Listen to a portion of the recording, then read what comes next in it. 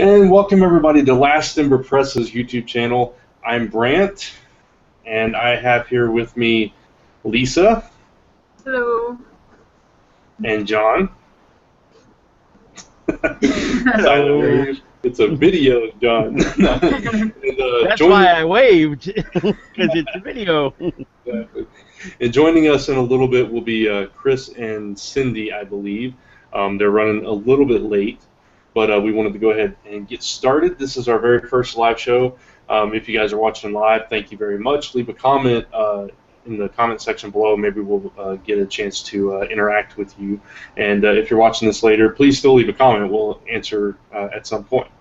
But it just won't be live. But that's cool. So. And if this is your very first time using Google Hangouts, there's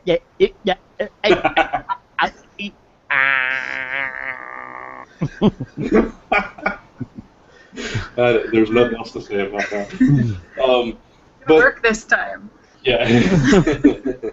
So basically, with this first live show, all we're going to do, we're going to introduce you to our company, talk about some of the titles that we have out now, some of the stuff we have in the works, the very near future, some conventions we're hitting up, and we're going to show, Lisa's going to be live stream coloring here, as you see that on your screen. This is a webcomic. We'll be talking about that in a little bit, and that's it pretty much. So we should get started.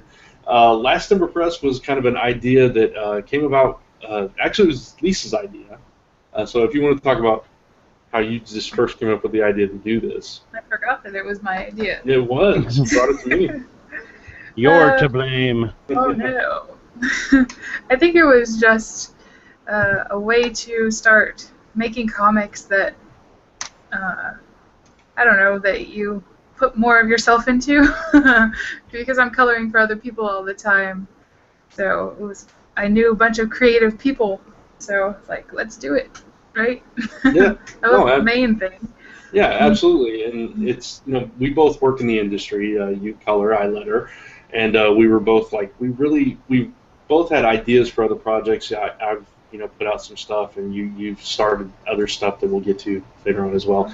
And we were just like, we want to do our own stuff. We want to put out our own books and everything. And I've been through the whole publishing process and everything, submitting to other publishers and everything like that.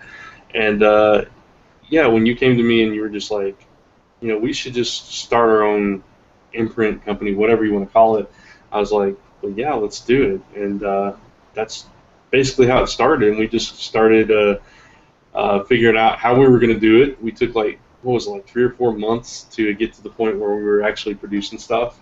Yeah. But in that process, yeah, go ahead. I was just going to say, and then the first person we told was John. Yeah, exactly. That's exactly what I was about to say. There's your first mistake. But.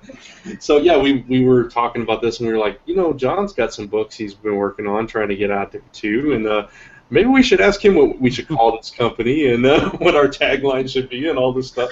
We started bouncing ideas off of you, John. What was your take on it when we approached you? I guess I thought it was about time. That YouTube. I mean, I basically tell people when they ask me about it, the YouTube are just sick to death of working for other people.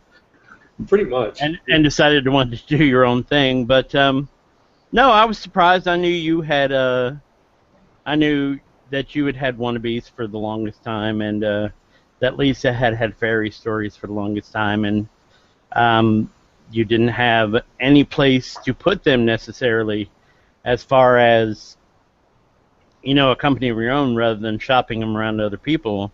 And I knew you wanted to hang on to control as much as possible, so I was figuring, hey, about time you two got together. I mean, you were geographically together now, yeah. So that does make it a good idea. Yeah, yeah, indeed. at least on your end here. I mean, I'm 1,000 miles away, but yeah. But yeah, I thought it was a pretty brilliant idea, and I was surprised that you wanted any of my stuff to do anything. I'm like, well, good, that's a good idea. You guys should do that. And then you went, well, we want to do your books. I'm like, wait a second. You have 2 books of your own. Mm-hmm. Why aren't you doing your books? Why are you coming to me? So So yeah, but I thought it was a great idea from the onset, and then you started tossing out names to me, and then landed on Last Ember. I think you may have landed on the logo first. I don't recall exactly, but Yeah, thought it was a good idea. I don't remember the exact order of events with the name and the logo and everything. I know we had Lisa and we had a notebook pad, and we started with a notebook pad, went to the computer. We got a whole list of names, and we're trying to figure out what we're going to call this. And we were actually going through thesaurus and all this stuff, looking at synonyms and definitions and everything. And I don't know. We decided which letters we didn't want it to start with. Yeah. Like weird like that. Yeah, well, we were also like, everybody tries to do A to get in like Diamond's previews catalog to be at the top. And we were like, we don't want Right. to go that route. We want to do something different. We don't want to be Z or at the bottom either. So we were kind of stuck on E, and that's kind of how we came across Ember, and we were like, Flame, Ember, that works. That's kind of nice. So then we just kind of put it together with the three of us, and I know John, I think you came up with the base of our tagline, and I think I tweaked it a little bit, or both Lisa and I did. And from a single ember of fire. I don't even remember what it is exactly. Yeah, no, you don't remember your tagline. It's a massive fire can grow or something like that. No, I think I might have come up with the concept, but I think the whole framing of it was probably you, because of just the cadence and everything, and the idea of it. I think it was probably you. I was probably pitching out ideas of think of it as something sparking from the final ember of a fire, or something like that. And I think you kind of ran with the overall concept of it. I think that's the way it happened. But yeah, so that's kind of how it was born. We brought in John, and it fit, and we all three bounce off each other really well. To give you guys, anybody that's new to us that you don't know us that well, just to give you a little background, John and I have known each other since about 2008, I believe. A million years. Yeah, we met at Comics to Games during one of the events they were having. I think it might have been the sketch card event or free comic book day or something like that. What was it? It was free comic book day, I think. Okay. It was one of those. We met through Chuck Moore. We became fast friends. We co-owned Comic Related together for years, and we're brothers from another mother. We're really close. We talk all the time. We were co-hosts on Zone 4 until this past week. Yeah. Until I shot that sucker in the head. And John decided to move on. And Lisa and I, it's kind of funny. We worked together before we even knew each other, and we didn't realize we were working together at the time. It was Spy 16, right? That's the first thing we worked on? And you had just started Zone 4, and I think Tim had sent out these introduction emails and things, and you had listed Zone 4, so I started listening. Yeah, it was Zone 4 was started about almost 6.5 years ago, so it was around right after I met John. It was 2009, and we were both working on Spy 16, which at the time was in the DC Zuda competition. And I don't want to spend a whole lot of time on our history and everything, but we ended up working together on that for a number of years, and we worked really well together, so we started working on other projects, and the two of us really hit it off and became really good friends, so much so that I moved to Texas and we became roommates and started this company together. So point being, the three of us have a lot of history together. We know each other very well. We work together very well. And that's kind of why Last Ember Press is working, I think. So, just a little history there. That's good. So the reason we'll move on. Nobody's saying anything. Sorry. The reason we went with John's books, honestly, you mentioned Wannabes and Fairy Stories. That's kind of the two books that we were thinking about for ourselves. Fairy Stories was almost finished. And so close. Yeah, it is so close. All the art is that you had one page left to do, and that's finished now. Yeah, but I have to ink it. Right, as far as the penciling goes. Yeah. But that one page still has to be inked, and then of course the coloring and lettering needs to be finished on them. Wannabes, there's a long story there, but basically I'm relaunching the book. But both of those, it was like, okay, are those the two books we want to start the company with? Not necessarily. We kind of want to start fresh, do something new, and kind of branch off from there. So all four of us had something in the works. I had Last Ember, which we tried to get out first, but it did, things just didn't quite work out that way. That was supposed to be one of our three launch titles, but it is still being worked on. We'll get onto that in a minute. But and then we had Pneumatic Cases, which is your book, John, which I'd known about and I read again. I think you'd show me parts of it or told me about it in the past, and then you finished the script and let me read it, and I just both Lisa and I fell in love with it instantly.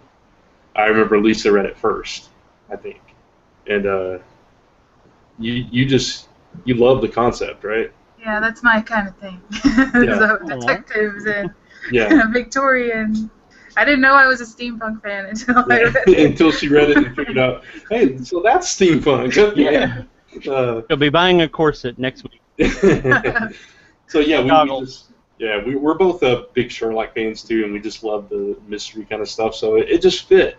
It seemed like it was something different, something just kind of fit the tone that we were going for. And then Fireside Tales came about. It was just this collaboration of things. Um, John had a couple of other story ideas, and we started coming up with the third idea, which was Tin Town.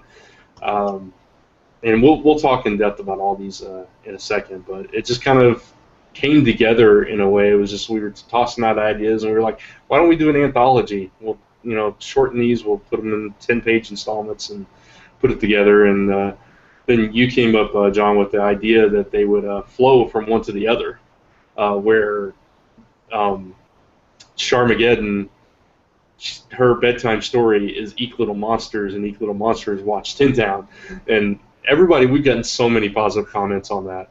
Everybody kind of loves that whole Yeah, what can I say? You're genius. I'm brilliant. What can I say?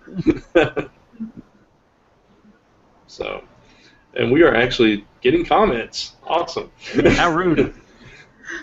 Jay is watching. We got 2 viewers right now. Jay is watching, so hey Jay, thanks for dropping by. And let's see, where was I? We were talking Fireside Tales and everything. But yeah, so those are the two that got finished first. Is kind of how it went, and the convention was kind of we had already decided we were going to launch at Derby City Comic Con, which was at the end of June, or towards the end of June, and those were the two titles that we were able to get finished.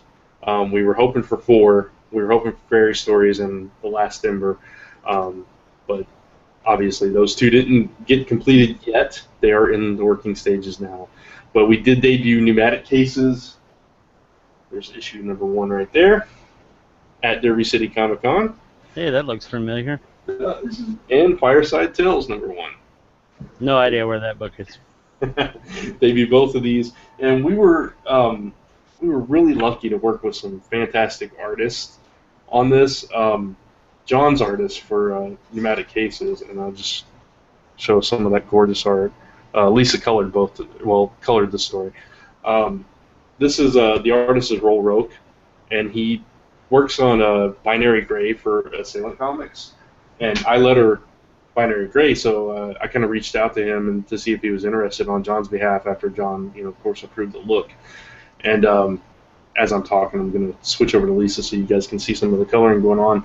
We'll talk about this webcomic in a little bit. But Pneumatic Cases, it just fit. His style fit really well with the concept. We all three loved his art on it. And show a little bit more there. I won't give too much away. But so we were very lucky, very fortunate to work with him. And then on Fireside Tales, Sharmageddon, we worked with the artist is actually doing The Last Ember number 0 as well. I'm going to totally mess up his name. Rudy Sisipto. But I will show you some of that art too. Just gorgeous artwork.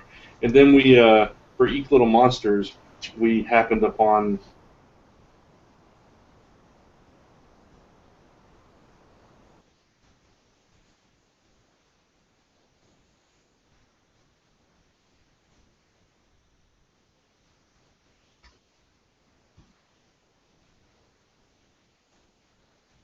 which ended up only being 2 pages, but it's also very cute. So, very talented people that we worked with, and I'm leaving out people. Tash Grayson did inks on what was it, Charmageddon.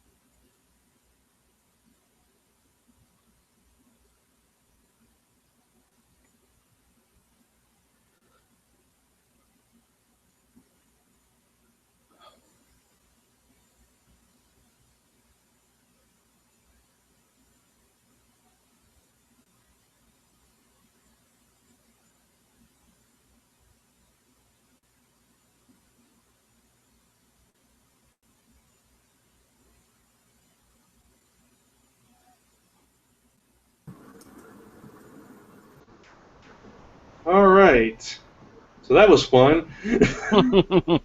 Our internet went out. I apologize for that. I don't even know where I left off. Nothing like a little technical difficulty there. Yeah, you gotta love it. So I apologize to everybody. I guess, John, you were on by yourself. I hope you were talking. I was not. I actually hung up, and I'm like, wait, everyone froze. What the heck? Okay. Well, we apologize, everybody. We went dead for a minute. Do you guys remember what the last thing I said was? I think you were showing off Fireside Tales. Yeah. Okay. Did I mention all the artists in that one yet? You started to talk about the inker, I think, and then that's when it went. Oh yeah. At least on my end. Okay. Okay, that's where I thought I froze out. Tash Grayson, Lisa, was she inked Charmageddon? Is that right? Yes. Okay. I just wanted to get it correct. All right, and that's everybody. So that's all the artists that we worked with to date. Put it over on Chocolate Pancake Ninja here. I was trying to wait until Chris and Cindy came on to talk about Chocolate Pancake Ninja. So yeah, let's talk about fairy stories a little bit, real quick. Aw. No. That's fine. Or you know what? Since we're talking about these books, I'll switch over to John. Briefly explain what Pneumatic Cases is for anybody that might be. Hey, she didn't think she was going to have talk for a minute. She was trying to sneak out of talking. Yeah. And now my thing won't bounce back and forth between which one of us is talking. So I'll look at Chocolate Pancake Ninja while I'm talking. Okay, well, Pneumatic Cases. The story idea I've been bouncing around for a long time. Basically, the concept is it is a gentried cuppy. Yeah, gentried couple. It's a couple of teddy bears. It's a gentried cubby and another cubby, and they solve cases involving honey. No. Yeah, Lisa wants to draw the story now. Yeah. Anyway, it's called Pneumatic pneumatic, I don't know, bear reference. Throw in bear reference here. Yeah, can you tell him the writer? Anyway, so Pneumatic Cases is a gentried couple, essentially a lord and a lady, who love nothing more than to solve mysteries. They love nothing more than a good murder. So they sort of ingratiate themselves into situations involving the local constabulary. And in the first issue here, they come across a murder that is going to take them pretty much around the world in their attempt to solve it. Awesome. So that's kind of that one. Yeah, and it's got heavy steampunk influences. I'm part of a local steampunk group. I've always kind of liked the whole steampunk aesthetic. So there's that. They're both very intelligent. They're both very scientific. He tends to be more towards the large and loud sort of inventions, and she tends to be much more towards the small and useful sort of invention. So, yeah. And they're very bohemian, very anti-Victorian aesthetic. She doesn't buy into that whole, women are subservient sort of idea. We're very anti-Victorian. So, yeah, that's pretty much it. We actually have a comment about Pneumatic Cases from Jay, who's watching. And first, before I say that, Tevia said hello. So hi, Tevia. I don't know if he's still watching because I don't think anybody's watching now because we went our internet went out. But Jay said, "Love Pneumatic Cases #1, John. You did an awesome job. Fireside Tales #1, another awesome issue. Just wanted more of all of them, actually." So thank you, Jay. Appreciate that. Much appreciated, even though you only gave it a 3.5. Yeah, so, I saw the review. Saw the review. So, Fireside Tales, again, was a collaborative effort, but 2 of the stories were yours. Very nearly all 3. Yeah, very nearly all 3. So, Sharmageddon, 9-year-old girl with the powers of a Superman, if you will, more or less. Where'd the idea for that one come from? Well, really, it comes from one place. Our buddy Chuck Moore's soon-to-be daughter. Yes.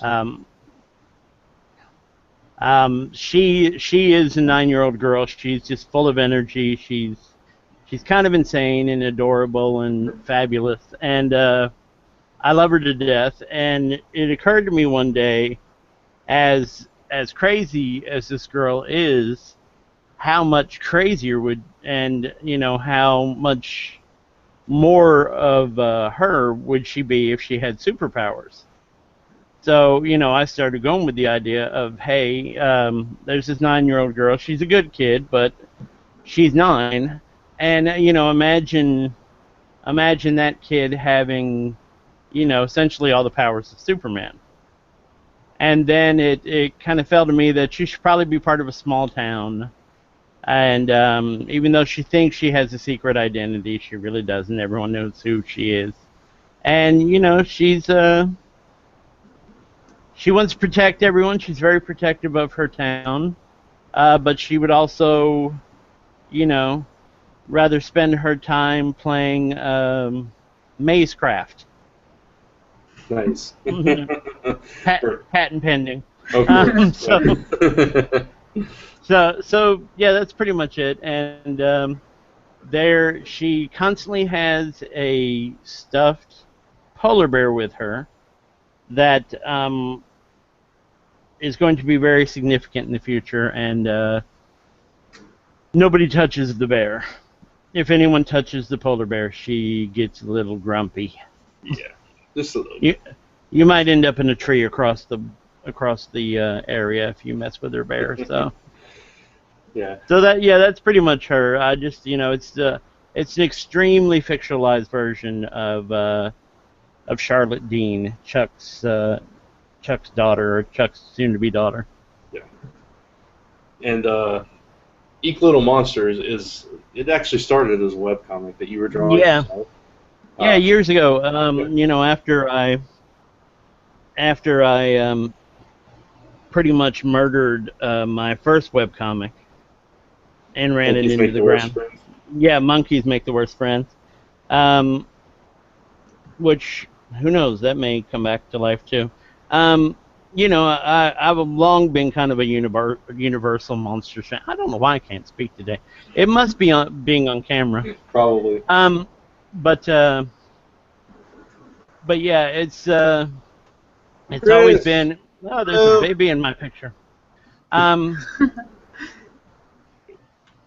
oh God, where was I going with this? Oh, okay, yeah. The baby Sorry. distracted me. I've always been a Universal Monsters fan and everything, and I just thought it'd be really cute to have them be a young, extremely young people living in a house together. And for some reason, it amuses me that the creature from the Black Lagoon character and the Wolfman character, Gilly and Cheney, respectively, are constantly getting into fights and arguing and things like that. So yeah, for anybody who hasn't read the first issue, yeah, we have Franklin, or sometimes referred to as Frankie.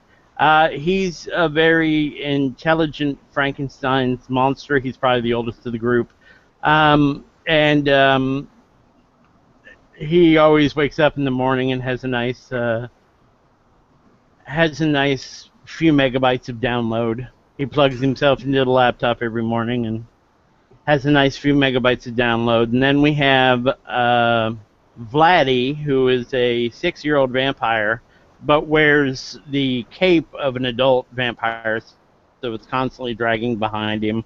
And he hates being called Vladdy, actually. He preferred to be called Vladimir.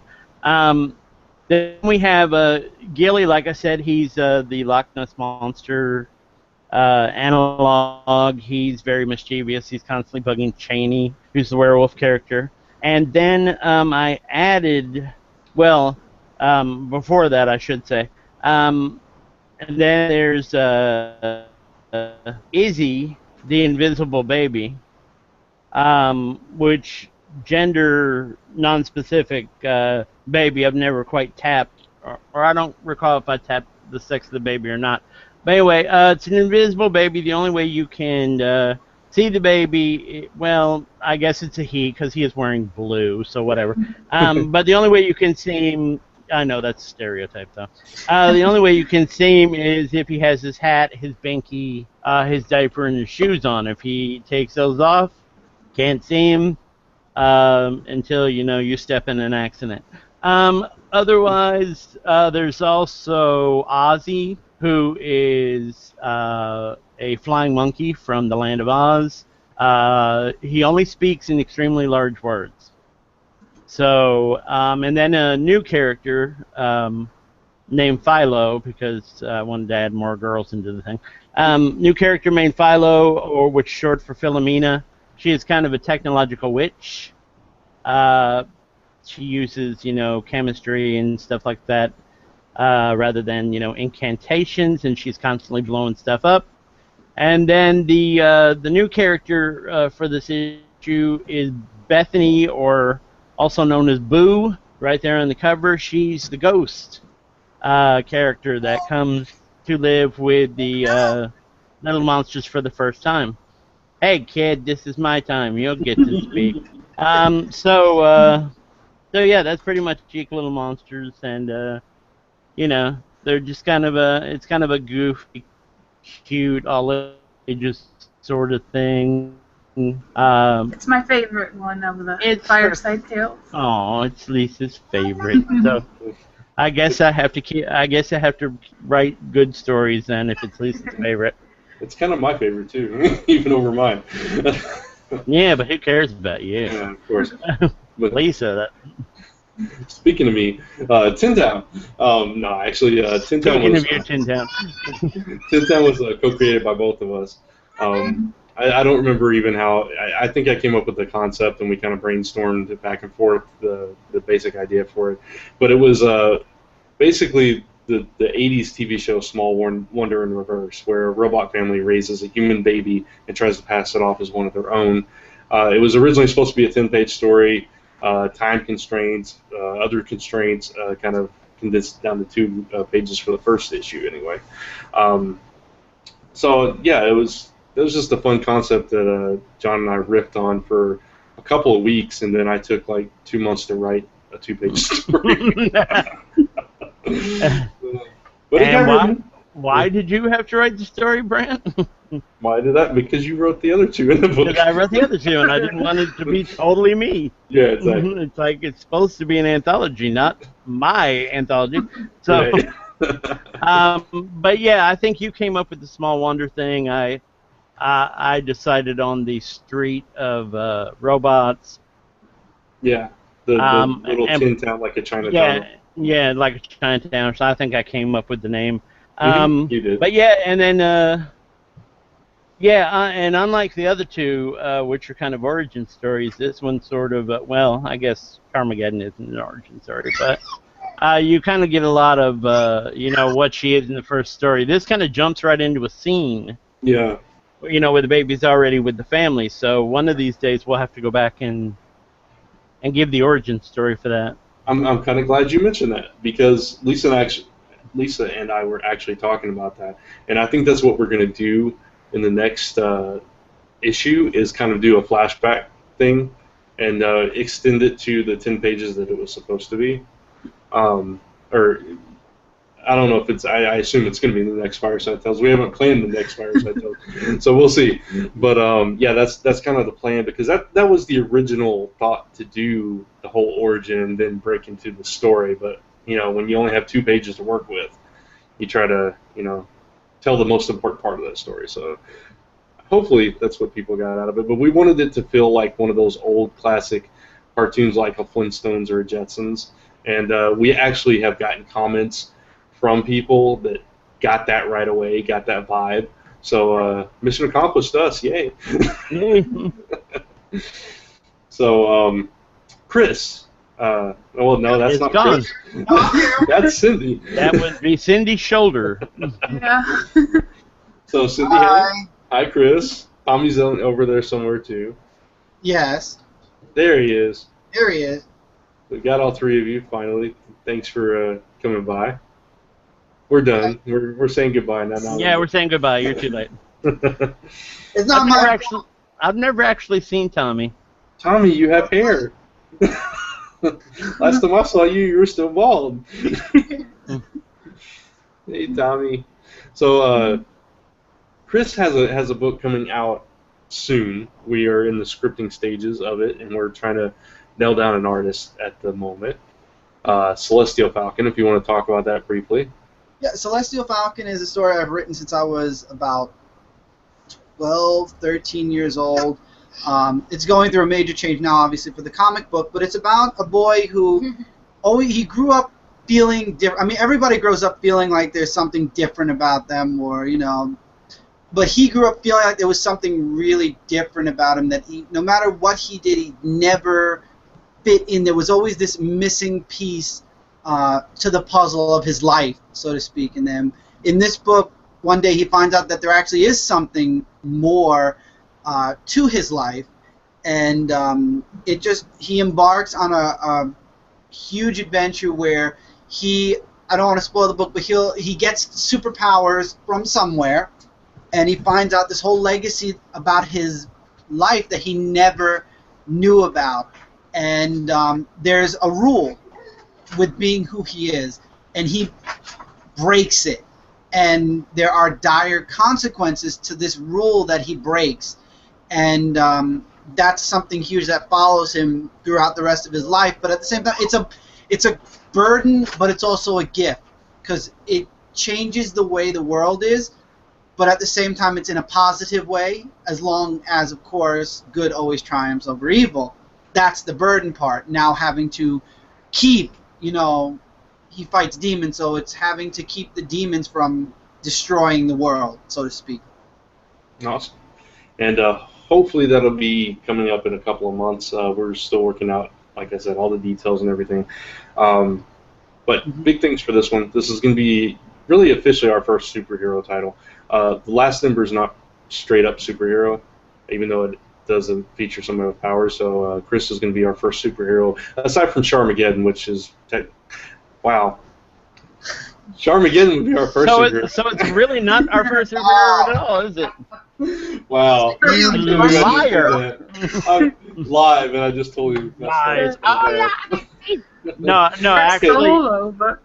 It's our first solo superhero book. Well, no, Charmageddon solo. See, you're messing up across the board. She's in a book with other things. It's going to be his own book. There we go. Oh, yeah. Until Charmageddon breaks out and becomes all popular. Digging. Actually, no, I don't. You're not wrong. I don't think of Charmageddon as a straight up superhero. Dang. Yeah. Okay. It's more of a fan. It's more of a. I don't know what you call it. I guess it's more of a family piece, more of a.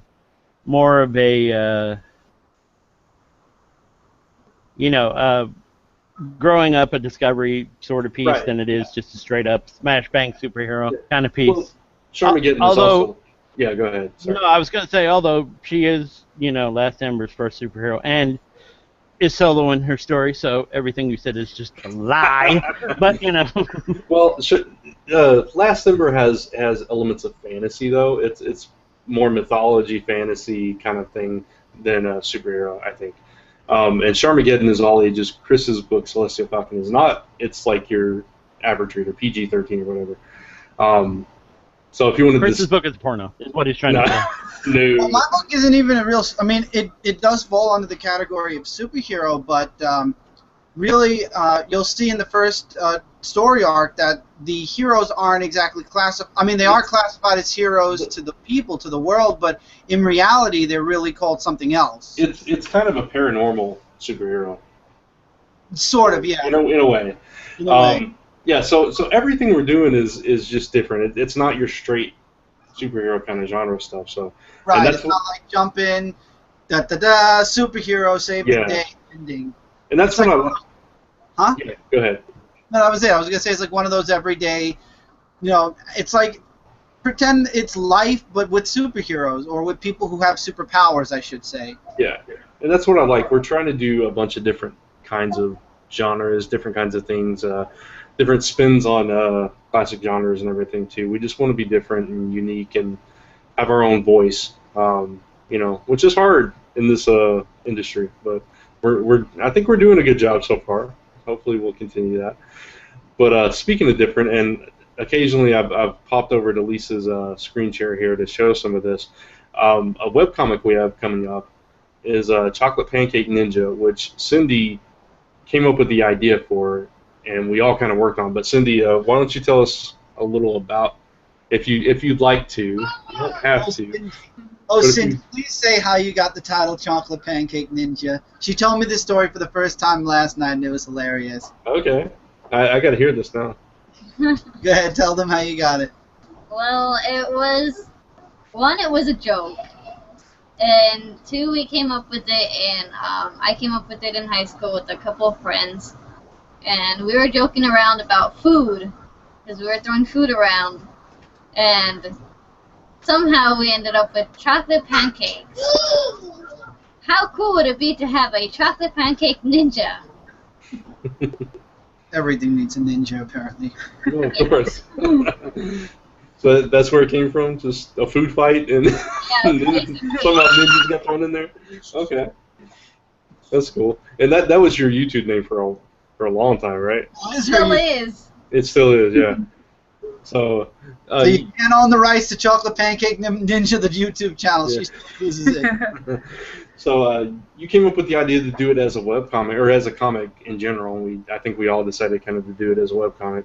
But you came up with the best friend, PB&J, which we saw Lisa coloring earlier. And we'll zoom back out. Yeah, there you go. There they are. There you go. There's the two of them. Which, what's the artist's name? I cannot think of his name, Lisa. Tingra, but we've got to Tingra. Yeah. up his look up his DeviantArt so we can link to him. Yeah, we'll add that once this goes up on the YouTube channel officially. We'll add all that stuff in the description so you guys can check out some of the artists. But we're really, really excited about this. We're going to be putting it up as a webcomic. It's kind of your adventure buddy, kind of funny stuff going on. You guys can talk, Chris and Cindy. You guys can talk a bit more about it if you like.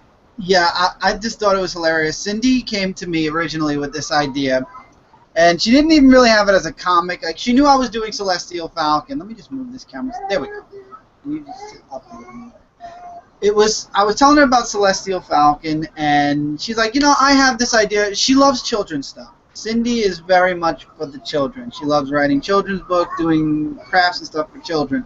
So she came with me with Chocolate Pancake Ninja, and she came with me with the idea about him as a ninja, a legit ninja, no bad guy yet, just being a ninja. And I took it funny. It hit me funny. So I'm sitting there thinking of all these breakfast foods. I'm like, okay, so the evil villain will be, is it okay to say names? Yeah. Okay. Evil villain will be Eggbert, this evil scientist-like egg with an eye patch and a crack in his head, because obviously he got hit in the head by something or whatever. And he's you can't have an evil scientist without, like, a crack or something mad making him. Right. He's going to try to destroy the food town, and everybody will live in cereal boxes. We'll have, these are all names that I don't know if they'll ever end up in the book, but we came up with a million. We came up with Wonder Waffle, Secret French Toast, Secret Agent French. She was writing this down as I'm telling her.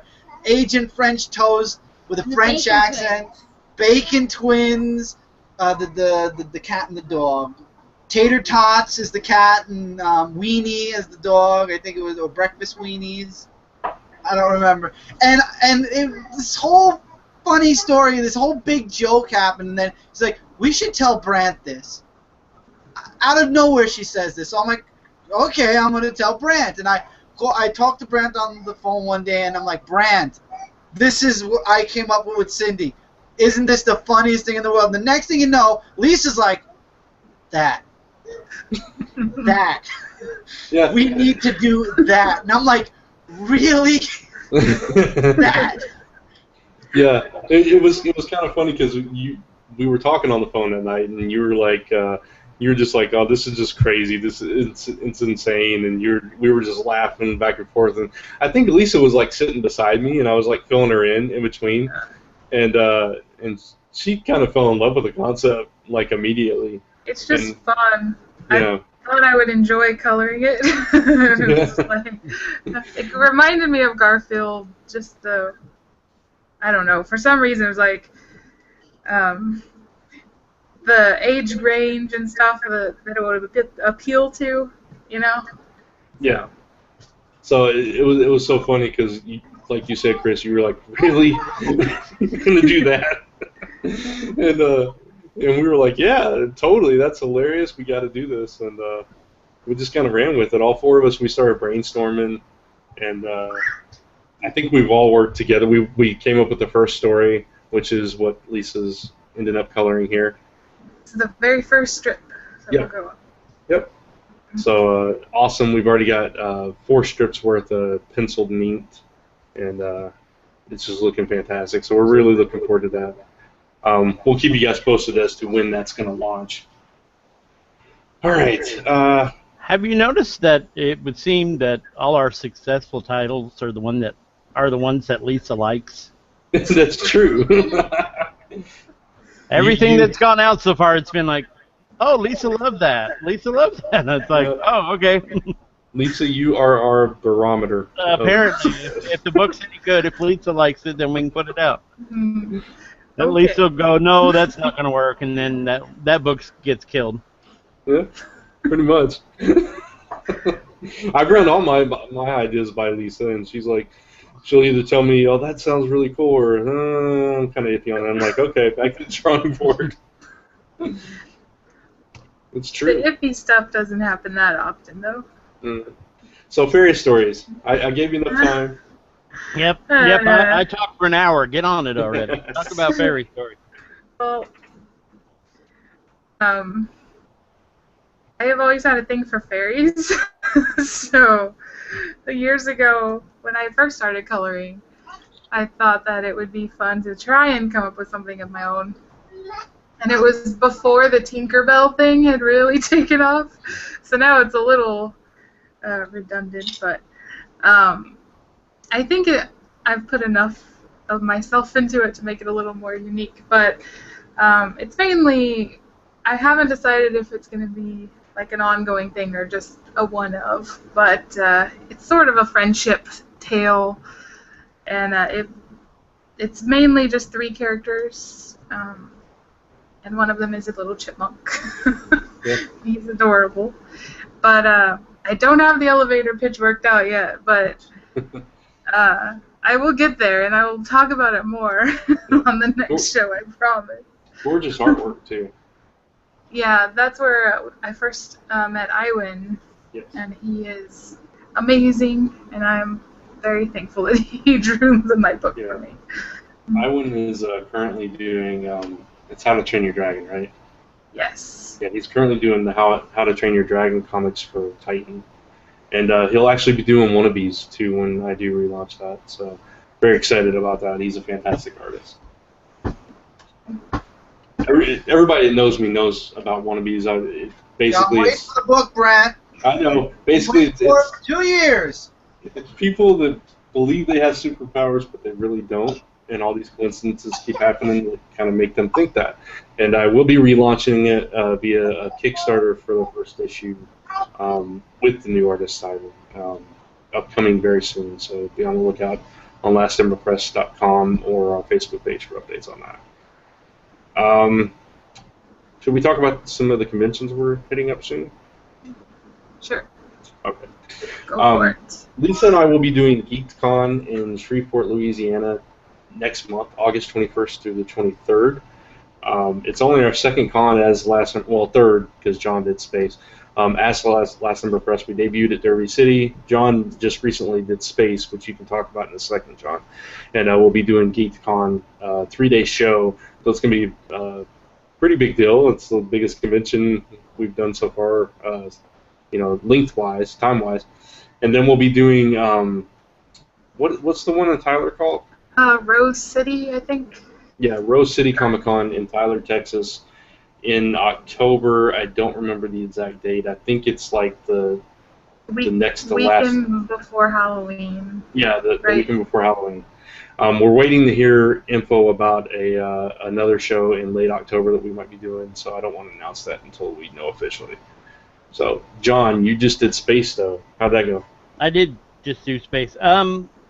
It was a good con. It went well. A lot of people really liked the books. A lot of people, really were positively tickled about the concepts and really loved, especially Raoul's work on pneumatic cases.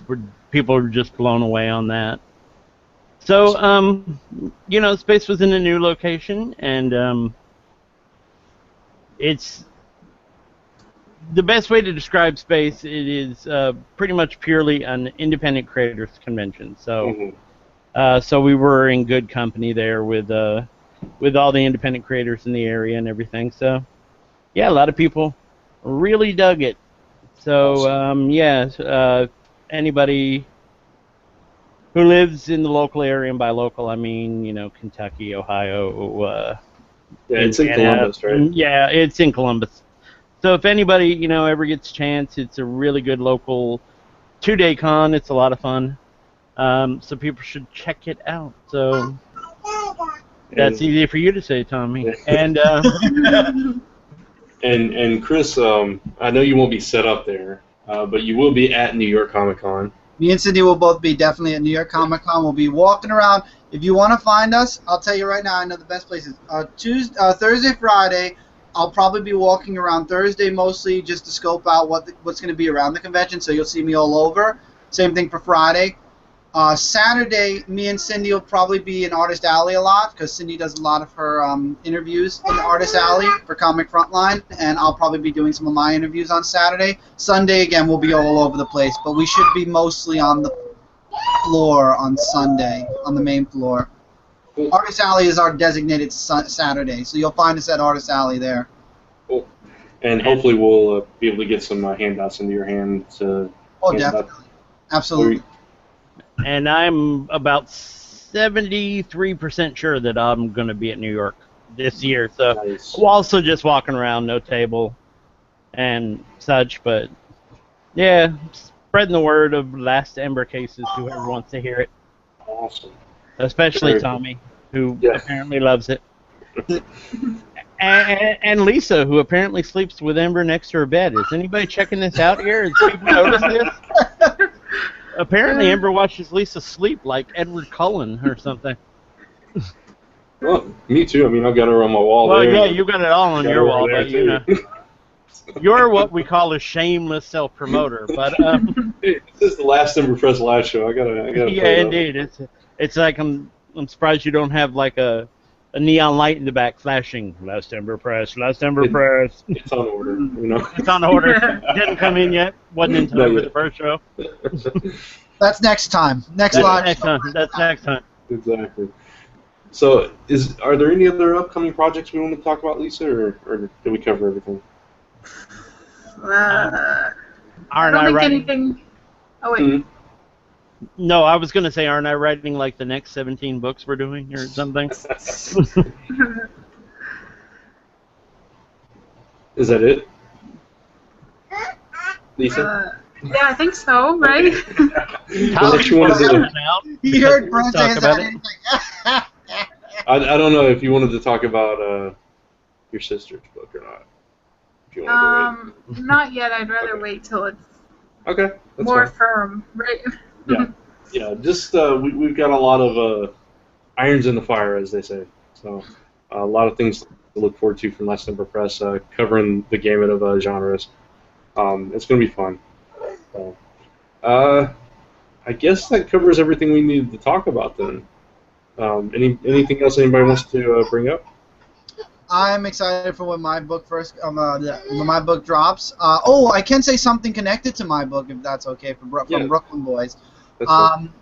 I'll be making a full announcement this coming weekend on my 300 comic review celebration. But on Brooklyn Boys, we have a series called Epic Story, and that was a rewrite of the original story with zero special effects, zero anything. Basically, just us, acting in front of the camera. It had the same characters, but completely. It's basically a different universe. If you want to compare it to the comic that I'm creating, it's an alternate universe version of Celestial Falcon. And we were supposed to do one more season this summer. That didn't happen because my job takes up too much time, and recording-wise, it's too hard. Cindy's working certain hours that we need to record. So what we're doing is, next summer, we are going to be announcing Epic X as a, not as a, I want to say it as a movie, but it's going to be a movie in like 2 or 3 parts. Okay. It's going to conclude Epic Story altogether. And then if Celestial Falcon does really well, I will be writing an Epic Story comic book, which will prelude Celestial Falcon, not involving what we've done on YouTube. It'll be its own. It'll be the comic universe's Epic Story, not the YouTube universe Epic Story. It'll have pieces of it, but it won't be the same thing. So it'll be different. So you won't be reading the same thing that we already acted out. We'll just Awesome. take the story. Very cool. And real quick, just to tease a couple of things, we are working on a couple of stories that will come out around certain holidays. That's all I'm going to say. That's all I'm going to say about it right now. But we've got some really cool ideas that we're playing with, and hopefully they'll work out and we'll be able to get them out in time for these particular holidays. But it should be a lot of fun. And I'm looking forward to one in particular, the one in one holiday. yeah. And John, I Yes. got another comment from Jay. He wanted to correct you. He said, no, John saw Mike's review. He's going to post his tomorrow. On the live show, he gave Pneumatic Cases 4.5 stars and Fireside Tales 4.25 stars. So, Curse You you are for correct. ruining my comedy. he just wanted you to know how much he loved the books. Aw. So, as we Consider yourself hugged. Here's a hug from the camera. as we pop over to Lisa one final time to see this as she's almost done with the flats on The it all. flatting, at least. Yeah. Really, you chose that color? My God. So you can see how this is coming together. We this will probably go up on a Tumblr page that we're working on, and it'll be linked from the main site, lastemberpress.com. So just again, watch our website and our Facebook page for updates when this is coming, because it'll be here before you know it. And I'm really excited about this. This story was a lot of fun to brainstorm between the four of us. Yeah, it was in our parking lot brainstorming session. Yeah, yeah. Lisa and I were in a parking lot at a walking track or something, and we called up Chris and Cindy on the phone and sat in the hot car talking. It was fun until it got too hot and we had to go. All right, so thank you everybody for tuning into our very first live show. Hope you guys enjoyed learning a little bit more about Last Ember Press. We will be doing these periodically. I think it's kind of iffy on how often. I think at first we said monthly. We're not so sure about that at this point. So just, again, stay tuned to lastemberpress.com. When the next book comes out, let's put it that way. Yeah. When we have something else to talk about, whether it's the Right. webcomic or the next book, we will definitely do one of these again and have the appropriate people on. Hopefully in the future we can get some of the other creators involved on the show to talk about their process and everything. That would be cool. And We won't be late next time because we're going to do our shopping early. oh shoot! So and thank you to everybody here, Chris, Cindy, John, and Lisa. Thank you all for being a part of it. Appreciate it greatly, and for putting up with our internet going out and everything. What? Oh, you forgot Tommy. He's mad now. I'm sorry, Tommy. It's always a pleasure to have you, Tommy. You make everything so much. How rude to forget Tommy. I mean, Okay, I gotta explain something. You I got got him this ball. I got him this ball today. This big ball. And he's sitting on it like this, and he's literally letting the ball roll him wherever it wants. And he just plopped right on his bottom. Living it up, Tommy. Living it up. Hey, the kid's smart. If I could have a big bowl roll me every place, I wouldn't walk. Oh shoot! All right, so again, thank you everybody. Thank you to everyone that watched live, that tuned in, even if you just tuned in for a minute. Kevia, Jay, appreciate you guys leaving comments, and everybody that watches this off live, we appreciate that as well. Please leave a comment below. We'll update the description with some links to some of the artists so you can check out their work. And again, stay tuned to lastemberpress.com, and like us on Facebook, follow us on Twitter, all that good stuff.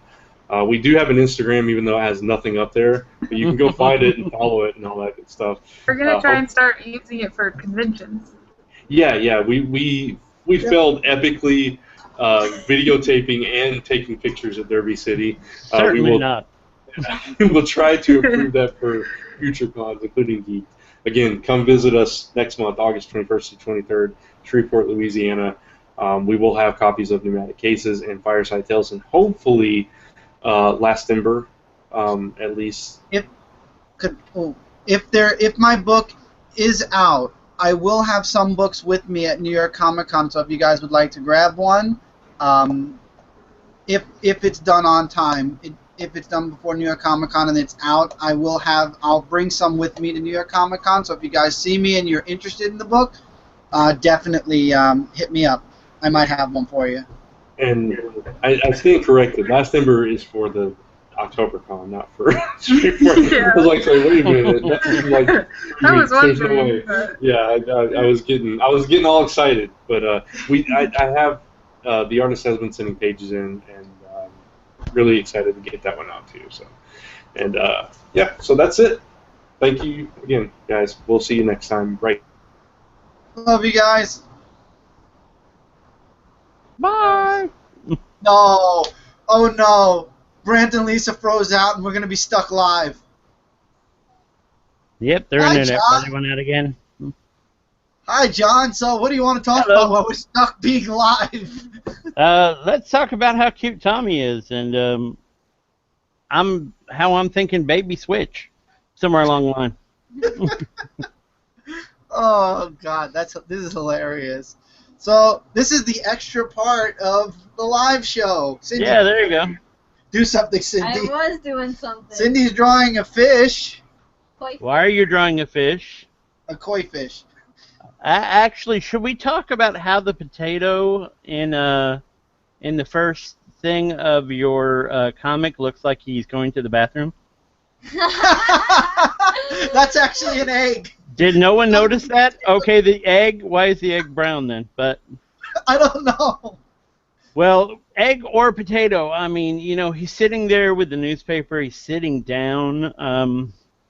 I think Yeah, I can't go to the picture now because that too has frozen. But It's gone. they're gone. and it's gone. But shall we talk about how that vegetable or dairy product or whatever it is looks like he's using the bathroom?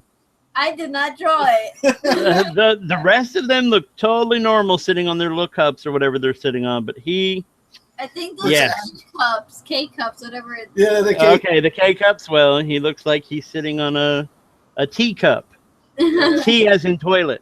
Brand, you better not ruin this. We're having a moment of extra. We're having a talk here. We're What do you talking. want? The internet is out and again it goes out. Okay, well that's the message I just got from Brant. His internet is out again. And I'll tell him that's okay. That's okay. We're still going with the live We show. are talking about Hello? hello there. Brent, you're not allowed to end this. We're talking about the Chocolate Pancake Ninja comic. You have It's to still wait. live. Yeah, we know we're talking Okay. live. We're doing Okay. this live. We're doing this Okay. right now. Yes, we were That's we were fine. having a frank discussion about how in the image there, if you look closely at the Chris says it's an egg. To me, it looks like a potato. But it really looks like that whatever it is using the bathroom. What? Look at the image. I can't see it. She's not Okay, speaking. bring the image up here. Okay, this thing has Oh, it is a a potato. That's not okay, an egg, it Bert. is a That's a potato. potato. No, that's a potato. Potato not with the sure. newspaper sitting on a cup. Tell me this doesn't look like he's using the bathroom. Everyone else looks totally normal sitting on their little cake cup here. It's because of the paper, right? It's because of the paper that's totally the thing that makes it look like he's using the bathroom. Wow. It's because he's sitting and reading a paper.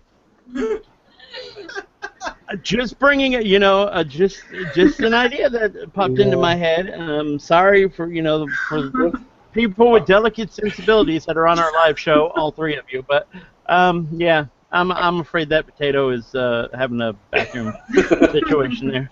Our internet goes out, and I come back to potatoes used the bathroom on a cake. Well, yeah, I mean, we were talking about Cindy's comic, so We couldn't end the live show. I know. Right. We're just sitting here. We can't leave.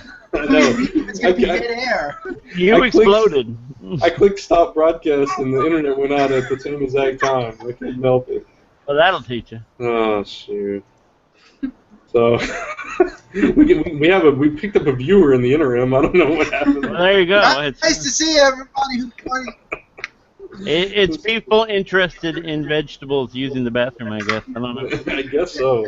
Vegetable fetishes with A vegetable fetish. That's the note we're gonna leave the show on. If you want to, we could. Yeah, we could embellish a little bit more. We could. Yeah, someone could explain to me why the peanut butter and jelly sandwich has one tooth. It's Patrick. But why does he need a tooth? No one else has teeth. Pancake Ninja, no teeth. It makes him endearing. It makes him endearing. Okay. It's funny you mentioned that. Bad because dental hygiene makes him endearing. All right. in one version, Lisa had erased the tooth out, and somehow it stayed in this time. It comes back. The Yeah, tooth keeps it. It Grew back in. Yeah, it comes and goes. The tooth grew back in. Now it'll be a continuity error for people to look Oh at my later ones. God. Look for the missing tooth. Perfect idea. We have to knock his tooth out and then have him grow it back. Like every episode, like the way Kenny dies in every episode of South Park when it used to be good. Now you have the tooth come and go. Because it's a kid's thing, you can't be that violent. Yeah. And I think no. Brent, okay, good, he blinked. I thought he froze. No, He moved. He blinked. He didn't move. Oh, good, he blinked. Oh, good, he showed human emotion. I'm still here. I'm still here. I'm moving. Okay, move. Justin. End it on a fun note. Why not? I don't know. So everybody who's watching this is not a vegetable/breakfast food fetish site. I mean, this is just the way we're ending the show because we froze out. Yeah. However, it could be for pennies a day. Give to Last Ember Press, and we will create vegetable fetish art for you. John might, and it'll be marketed under a completely different name. Yeah, no doubt. No, John's too busy drawing a crow murder scene here. If you can see this, I don't know if you can. Oh, Yes, wow. okay. That's kind of scary. Cool. Yeah, it should be. That's my Murder of Crows book. Here's like the first page, which Last Ember Press won't print because they don't love me. So I had to print it myself. You never said that. I know. We were Never said talking about anything. it. That's why I assumed it was no. I haven't read it yet. No, actually, that's not true. I did read I it. sent it to you. Like, I know. I read it. it's 27 pages in rhyme. It should take you like 5 minutes. I know. Like I said, I read it. I was like, Really? What's it about? Oh God! It's a Oh, murder God, mystery. live on the air. What's it about? That's right. What's it about? It's It's a quizzing. murder mystery with crows. What? Yeah, well, you could have got that from the name. True. They find the body and have to figure out who did it. What's the name of the Who's done it? detective? Let's really quiz him on Oh, whether Lord. What's the name of the detective? I don't remember the name of the detective. Put me how on rude. the spot. Lisa would remember. Lisa does remember, I guarantee it. If she actually cared to read it, she would have remembered. She did read it. I did read it. It was a weird name that I can't remember. Of course. This, boys and girls, anyone who's still on the show, this is the boys and girls, is the love that I get from my colleagues. I slave and work. I give them all my stories to print, and this is the love I get. It was something fog. Oh, well, give that girl a lollipop there. Hieronymus She got Fogg. part of it. Hieronymus You Fogg. looked it up, you liar. I did look it up. I'm looking at it right now. You had to look. Brent, you know what gives you away? Hold it up. John's pneumatic case is behind you, reflects your screen. Yes, I know. I've been watching that the whole time. Book spoiled your plan. Block it from now on. My detectives foiled your evil plan. I wasn't trying to hide that I was looking it up. I wasn't trying to hide it. I just didn't want it to be announced. See, it's right there. No, if you would have had to look it up with more than 1 or 2 clicks, you would have heard the autonomous click, click, click, click, click, click, click you do when we're on podcasts together. Anybody listen to any of our old podcasts, somewhere along the line you'll hear click, click, click, click, click, click, click. Or typing. That's Brant typing. He See, types like someone's tap dancing or something. Yeah, well, I mean, I would try to mute it sometimes, but then somebody would ask me something in the middle of me typing, and I'm like, And so then there's like this dead silent, and people are like, Brant, and I'm like, this doesn't work, so I just go ahead and wait. Well, I guess I should be focusing on the podcast. Instead, Why I'm would you typing do that? something. I don't know. But yeah, it's like, Yep, and that's the noise. Now, why should you focus on the podcast? I mean, I put together like half of comic related during our podcast. exactly. I letter, I flat, I do all kinds of stuff for a podcast. Can't do that now because you made us do video, but you know. Right. Yeah, and you can see everything I'm doing apparently in that. Yeah, right back there. I mean, we know Lisa's working because she put it up on the screen, but Yeah. which is actually an affectation because Lisa, you know, as much as she loves being on camera, she also hates being on camera. Yeah. It's kind of weird. Yeah. And now over here, Tommy is fighting Cindy for her donut. Her only donut. I want a donut. Her only donut, you just went to the store. Thank you, Cindy. Oh, that was so nice. Thank you, Cindy. I can't. Yeah, it doesn't go through the screen. The love of donuts donut, Sherry. Yeah, that was awesome. Last Ember Press Live, everybody. Favorite donut today. This isn't PBS. The donut doesn't go through the screen. Yeah. Last Ember It's Press. not Sesame Street. LEP, we're all about the food sharing love and the That's potatoes pooping on a K-cup. That's I'm it. telling you. We really needed that visual again. Oh, shoot. Hey, I already moved on. Notice he's going back to it. I thought it would be a funny way to, I don't know. That If should we be ever the have name a of the. contest, if we That's- ever have a contest, that's what we gotta put.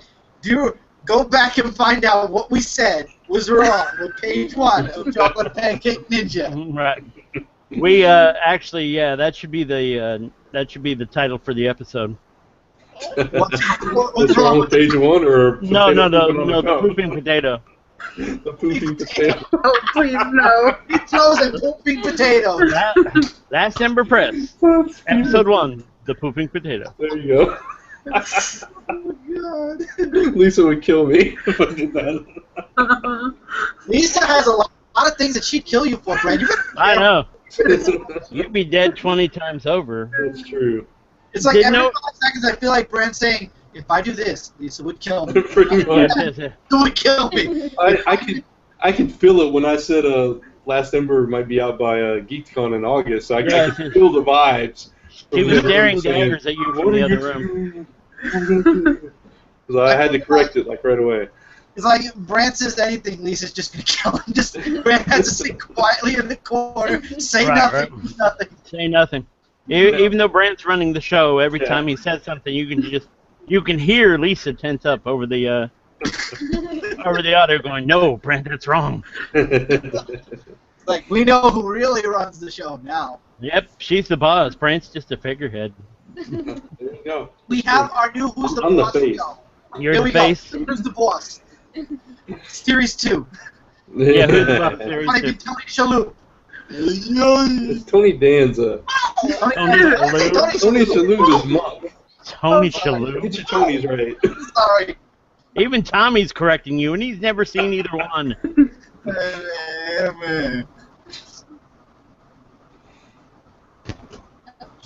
Well, that I don't know what degraded else to fast. say. This is the post live show. We finished the official stuff and now we're just going downhill. Yeah. That's how we do. If anybody's ever listened to any show any of us have ever been on, Yeah, they know any this. show, anywhere. Yeah, true. All right. So I should end it before my internet cuts out and we get frozen on this show again, though. Yeah, The- please The don't. show that freeze. will never end. Yeah. So again, thank you everybody that's watched both the actual show and the post show that's part of the actual show, I guess. Pooping potatoes. Pooping potatoes. Yeah, it depends on where you do the cut. Actually, you should zoom in on the potato as you end the show. Potato. There you go. Remember Lamb Chops play along? This is the song. Yeah, there you go. Never ends. And just Every- keep looping and All looping. right.